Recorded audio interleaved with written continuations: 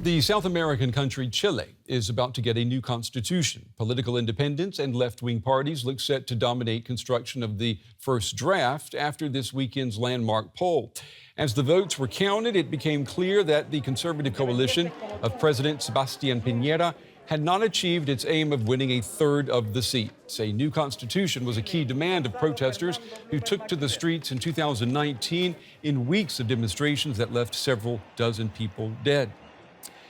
The vote is being called Chile's most important election since its return to democracy 31 years ago.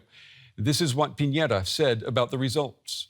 In these elections, people have sent us a clear and strong message to the government and also to the traditional political forces that we are not adequately in tune with the demands and hopes of the citizens.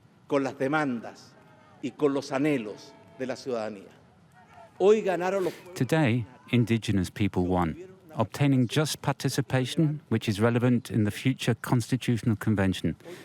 Today, women also won, in that for the first time in history there will be equal representation, unique in the world, in the future constitutional convention. All right, for more now, I want to go to my colleague, Benjamin Alvarez-Gruber, who happens to be from Chile. He joins me now. Good evening to you, Benjamin. So let me ask you, this is your home country. Were you surprised by this result?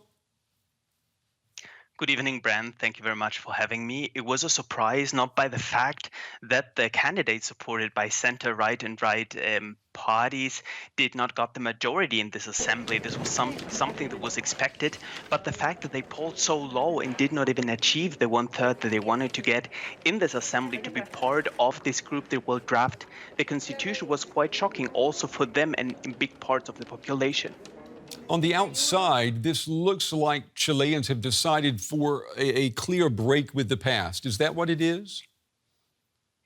It is, and that's why it's considered to be the most important vote since the return of democracy, and not just a break with the past, but also with political parties. If we look how they voted for candidates that are supported by center-left political parties, for example, they were in government after the military dictatorship, and they also did not poll very well. So if we look at independents that achieved many seats, and this is indeed an equal race. So if you have candidates that don't have the support, the financial support to do campaigning during this pandemic, and that they made it into this convention, it says a lot about how Chilean people are really not happy with the way that the government, and not just the current government of President Sebastian Pinera, but also the other governments have dealt with these problems that they want to change with this new framework. Yeah, it sounds like there's a lot of protest voting going on here. And with these independents being elected, do we know what these independents, what they stand for?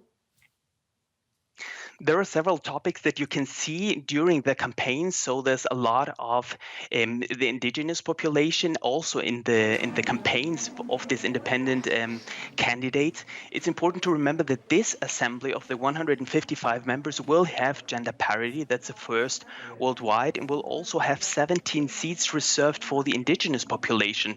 So with the independents, we have a lot of topics when it comes to climate change, when it comes to protecting the environment, when it comes to changing the constitution from the current state that has, for example, the role the state has that is rather subsidiary when it comes to health, when it comes to pension, when it comes to education. And those are reforms that have been demanded on the streets. And let's remember how this protest started in October of 2019. Massive protests demanding these changes. And people in Chile know that the constitution itself, of course, will not solve all the problems, but it will set a framework for the next 40, 50 years to do several needed reforms in the country. Yeah, well, let's hope that this is the beginning of something very good for the people of Chile, that for sure.